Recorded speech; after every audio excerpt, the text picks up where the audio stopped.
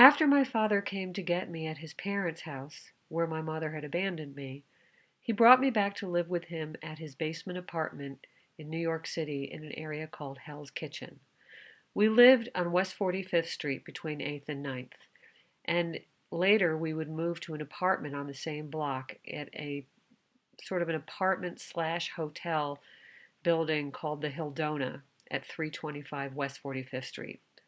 But in the beginning, we lived in this basement apartment.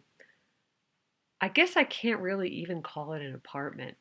It was half of a basement, and in the very back of the basement, there was a toilet. And in our half of the basement, we basically had a utility sink and a hot plate. And my father put a curtain up towards the back with a bed, which is where I slept. And then he slept at the front where there was a below ground sort of a window, and that sort of served as the front sitting room.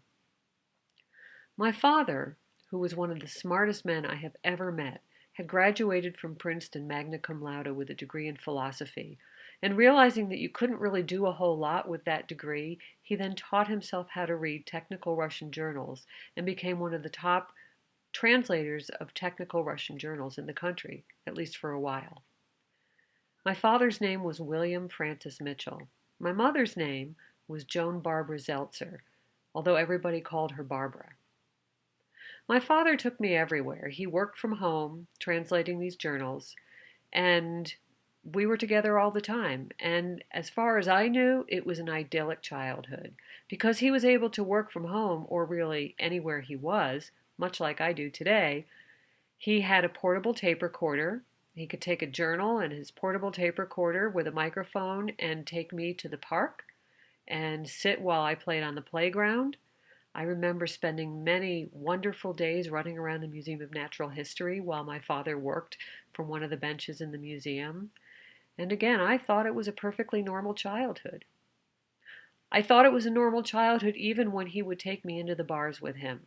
And I was the darling of the bars, going from person to person at the bar. All the old men would have me give them little kisses on their cheek. It was all perfectly innocent. My dad was right there. They'd give me money and I'd play the jukebox. Again, I considered that not abnormal because I didn't know any different. But I can tell you there were certainly people who thought it was scandalous. And I know that my father had to really fight and justify the fact that he even had me with him. But really, where else was I going to go? So we lived that way for quite a number of years. I remember one time we took a trip out of the city, and my dad had let a friend of ours stay in that basement apartment.